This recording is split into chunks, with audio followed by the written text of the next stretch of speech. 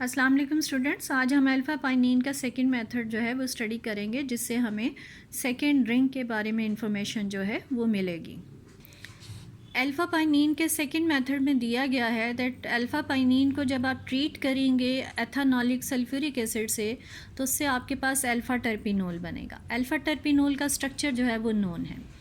इस अल्फ़ा टर्पिनोल की फॉर्मेशन से दो चीज़ें जो हैं वो पता चली।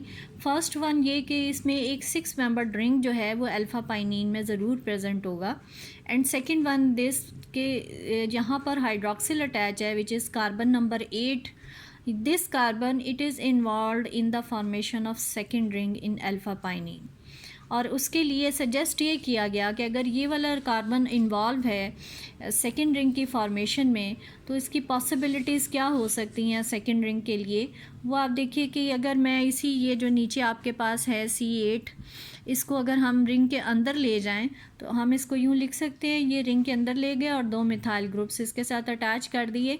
एक पॉसिबिलिटी तो ये है कि ये इस तरफ इस कार्बन के साथ लिंक अप हो जाए, इस तरह से ये 4 मेंबर्ड रिंग बन जाएगा। ये भी पॉसिबल है कि ये इस डायरेक्शन की बजाय इस डायरेक्शन में इस कार्बन के साथ लिंक अप हो जाए, तब भी 4 मेंबर्ड रिंग जो है वो पॉसिबल है। इसका मतलब दो पॉसिबिलिटीज़ हैं 4 मेंबर्ड रिंग बनने की।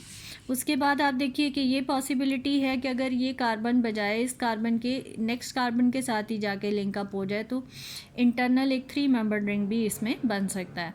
वो इस डायरेक्शन में भी बन सकता है और अपोजिट डायरेक्शन में भी बन सकता है। आपने दोनों पॉसिबिलिटीज़ शो करनी है, ये नहीं समझना कि दोनों ही 3 मेंबर्ड रिंग बने हैं, क्योंकि एक रिंग जो 3 मेंबर्ड बना है वो डबल बॉन्ड की एडजेसेंट पोजीशन पर बना है और दूसरे में वो डबल बॉन्ड की अपोजिट साइड पे बन रहा है। सो दोनों पॉसिबिलिटीज़ आपको यहाँ पर रिपोर्ट करनी होंगी।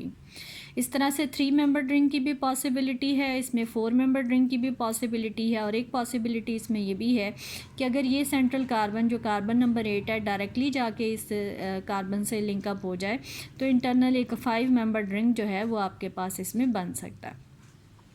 लेकिन इसमें से हम ये देखते हैं कि 2 पॉसिबिलिटीज़ जो हैं उनको रिजेक्ट कर दिया गया। They are not possible according to Bredt rule. आपके नोट्स में भी ये दिया गया है। ये देखिए ब्रेट रूल आपको पेज नंबर 402 पर दिया गया है, जिसमें ये बड़ा क्लियरली लिखा गया है दैट डबल बॉन्ड जो है according to this rule the double bond can not be found by a carbon atom occupying the bridge head. इसका मतलब कि जहाँ पर ब्रिज हेड है वहाँ पर डबल बॉन्ड जो है वो या तो डबल बॉन्ड एग्जिस्ट नहीं करेगा, या अगर वहाँ डबल बॉन्ड ऑलरेडी मौजूद है तो वहाँ ब्रिज हेड नहीं बन सकता। So this is the Bredt rule. According to this rule अगर हम अपने स्ट्रक्चर्स को देखते हैं, इन स्ट्रक्चर में देखिए कि यहाँ पर जो पॉसिबिलिटी हमने बनाई डबल बॉन्ड तो ऑलरेडी मौजूद था, अगर इसको यहाँ पे लिंक करें तो ये ब्रिज हेड बन जाता है, जो कि according to Bredt rule possible नहीं। सो ये स्ट्रक्चर एग्जिस्ट नहीं करता। इसी तरह से ये स्ट्रक्चर देखिए, इसमें भी अगर हम डायरेक्टली लिंकअप कर दें तो डबल बॉन्ड तो ऑलरेडी प्रेजेंट है, तो एक ब्रिज हेड बन जाएगा डबल बॉन्ड की एडजेसेंट पोजीशन पे, जो कि according to Bredt rule possible नहीं है। सो ये दो पॉसिबिलिटीज़ तो ब्रेट रूल की बेस पर ही रिजेक्ट हो गई। अब हमारे पास 3 पॉसिबिलिटीज़ हैं। एक 4 मेंबर्ड रिंग इस तरह से बन सकता है, या फिर इसमें 2 पॉसिबिलिटीज़ हैं कि रिंग जो है सेकंड रिंग जो है वो 3 मेंबर्ड भी हो सकता है। वो दोनों डायरेक्शन में इसकी पॉसिबिलिटी जो है वो अवेलेबल है। अब इसके लिए कंफर्मेशन करनी थी कि किस तरह से जो है वो सेकेंड रिंग के बारे में इंफॉर्मेशन मिले। तो सेकेंड रिंग जो है that was found to be present in the form of 4 membered ring. जो सेकेंड रिंग है वो 4 मेंबर्ड है और ये बायर ने प्रूव किया था। उसके लिए उसने ये एक रिएक्शन सीक्वेंस आपको दिया गया है इसमें, जिसमें ये लिखा गया है कि अगर आप अल्फ़ा पाइनीन को 1% अल्कलाइन के MnO4 के साथ रिएक्ट करें तो पाइनीन ग्लाइकोल बनता है, जिसको के MnO4 के साथ वार्म अल्कलाइन के MnO4 के साथ फर्दर ट्रीट किया तो पाइनोनिक एसिड बना, which on treatment with sodium hypobromide pinic acid बनाएगा।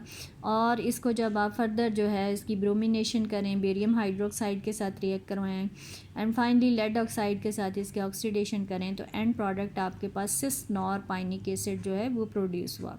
ये जो एंड प्रोडक्ट इसमें बनी, इसको आइडेंटिफाई किया गया कि it is actually a dicarboxylic acid containing a 4 membered ring. So चूँकि इसमें 4 मेंबर्ड रिंग प्रेजेंट था, इससे ये कंफर्म हो गया कि अल्फ़ा पाइनीन जो है उसमें सेकेंड रिंग जो है वो आपका 4 मेंबर्ड होगा। So this is the direct evidence for the presence of 4-membered ring in alpha pinene. इसी रिएक्शन को इस नोट्स में नीचे जो है वो रिएक्शन इक्वेशन की फॉर्म में दिया गया है. अगर 4-membered रिंग है तो एक ही पॉसिबिलिटी हमने स्टडी की थी, वो हमने यहाँ पे स्ट्रक्चर लिख दिया. 6-membered रिंग डबल बॉन्ड है और ये 4-membered रिंग बना दिया इसने. सबसे पहला स्टेप है इसकी 1% अल्कलाइन की MnO4 के साथ जब ऑक्सीडेशन हुई तो डबल बॉन्ड पे एडिशन होगी और आपके पास ग्लाइकोल बन गया. इस ग्लाइकोल की जब फर्दर ऑक्सीडेशन आपने करनी है तो ग्लाइकोल सेंटर में से टूट जाएगा, ये जो है COOH में कन्वर्ट हो जाएगा और ये कार्बन आपका C डबल बॉन्ड O में कन्वर्ट हो जाएगा. ये जो कंपाउंड बना that was named as pinonic acid. इस पाइनोनिक एसिड को सोडियम हाइपोब्रोमाइड के साथ रिएक्ट करवाया गया है. This is the haloform reaction या इसको ब्रोमोफॉर्म रिएक्शन भी आप कह सकते हैं, जिसमें हमने पढ़ा है कि जो अगर मिथाइल कीटोन मौजूद हो तो वो इसके साथ रिएक्ट करती हैं, उनका मिथाइल ग्रुप यहाँ से डिटैच हो जाता है, वो ब्रोमोफॉर्म बना देगा. ये CHBr3 आप देख रहे हैं लिखा गया है. और ये जो आपके पास C डबल बॉन्ड O है ये कार्बोक्सिलिक ग्रुप में कन्वर्ट हो जाता है तो COOH आपके पास आ गया. सो आपके पास इसकी हेलोफॉर्म रिएक्शन जब करवाया गया तो आपके पास ये एक डाई कार्बोक्सिलिक एसिड बन गया. इस डाई कार्बोक्सिलिक एसिड को ब्रोमीन वाटर के साथ ट्रीट किया गया. ये जो डाई कार्बोक्सिलिक एसिड बना दैट वाज पाइनिक एसिड. इसकी ब्रोमिनेशन करवाई गई. अब ब्रोमिनेशन आप वैसे तो कहेंगे कि डबल बॉन्ड कहीं पर मौजूद नहीं है. अल्फा हाइड्रोजन कार्बोक्सिलिक एसिड की जो है वो एसिडिक होती है, वो यहाँ से निकलेगी और इसकी जगह पर एक ब्रोमीन इसके साथ जो है वो अटैच हो जाएगा. इस तरह से हमारे पास ब्रोमोपाइनिक एसिड जो है वो प्रोड्यूस हो गया. ब्रोमोपाइनिक एसिड को जब आप बेरियम हाइड्रोक्साइड के साथ रिएक्ट करवाएंगे तो ये आपके पास जो है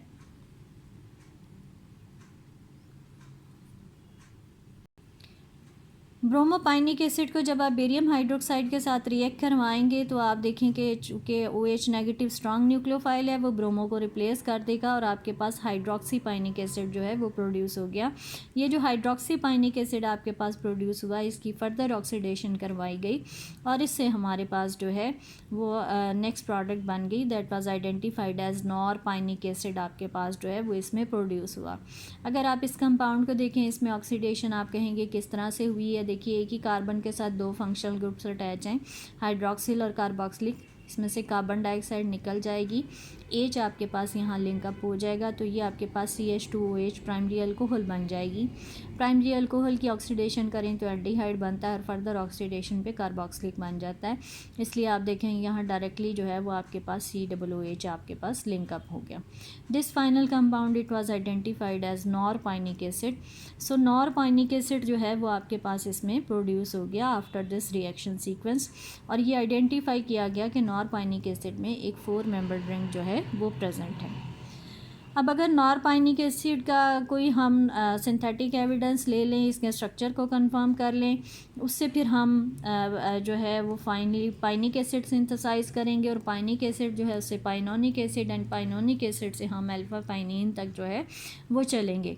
सो इन ये जो इसमें इंटरमीडिएट एसिड्स आपके पास प्रोड्यूस हुए हैं इनके स्ट्रक्चर की जो है वो कंफर्मेशन की गई बाय सिंथेटिक एविडेंस और ये सिंथेटिक एविडेंसेस आपको नेक्स्ट रिएक्शन स्कीम्स में दिए गए हैं.